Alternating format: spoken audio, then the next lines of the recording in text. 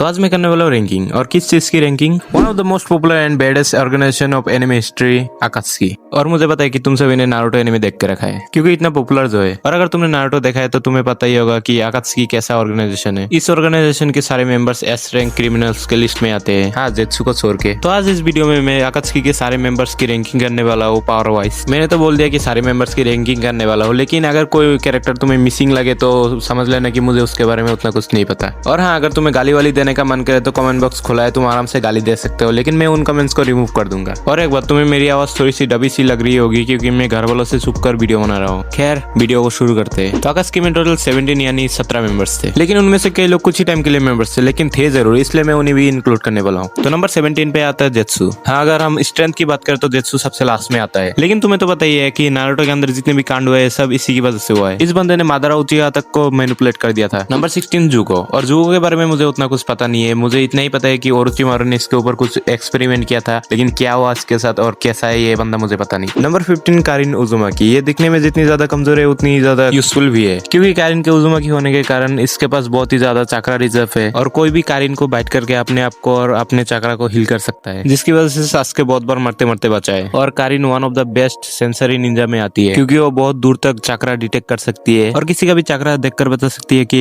इंसान कितना स्ट्रॉन्ग है। और उजुमाकी क्लैन से होने के कारण कारिन के पास सीलिंग चेंज भी है, जिससे वो किसी को भी सील कर सकती है। तो नंबर 14 पे आता है सुगेत्सु, और इसके बारे में मैं कुछ भी नहीं बताने वाला। तो बढ़ते हैं नंबर 13 पे, जो कि है हिडान। और ये इमोर्टल होने के बावजूद बहुत ही ज्यादा कमजोर है, क्योंकि इसका बैटल आईक्यू बहुत ही ज्यादा कम है, जिसकी वजह से शिकामारू ने इसको आराम से हरा दिया था। और हिडान असुमा को भी इसलिए हरा पाया था क्योंकि उस टाइम इसके बारे में किसी को पता नहीं था। हिडान को इमोर्टल माना जाता है, फिर भी इसको मारना कोई बड़ी बात नहीं है। इसका सिर्फ गला काट के फेंक दो, ये अपने आप मर जाएगा। और हाँ, अगर तुम्हारा मन करे तो इसको जमीन में गाड़ भी सकते हो। नंबर 12 जुओ बीवा। मुझे इसके बारे में सिर्फ इतना पता है कि ये इटाची का पार्टनर था, लेकिन किसी टेल बिस्ट को पकड़ते टाइम ये मर गया था। फिर भी जुओ, हाँ जुओ, मुझे पता नहीं इसको कैसे प्रोनाउंस करते हैं, इसलिए मैं जुओ ही बोल रहा हूँ। फिर भी ये बंदा नंबर 12 पे है क्योंकि ये इटाची का पार्टनर था, और बस ये रीजन काफी है इसको नंबर 12 पे रखने के लिए। नंबर 11 काकुजो। ये बंदा भी लगभग इमोर्टल ही है। इस बंदे को अपने विलेज से निकल दिया गया था क्योंकि ये हाशिरामा से हार गया था, ऐसा ये क्लेम करता है, लेकिन मुझे इसके ऊपर थोड़ा डाउट है। क्योंकि पहली बात तो ये कि काकुजो हाशिरामा से फाइट करके बच कैसे गया, और दूसरी बात ये बंदा लिटरली नारुतो के बेस्ट फ्रेंड से हार गया था, तो हाशिरामा को क्या टक्कर देगा। नंबर 10 पे बनने से पहले अगर तुमने सब्सक्राइब नहीं किया तो सब्सक्राइब कर दो।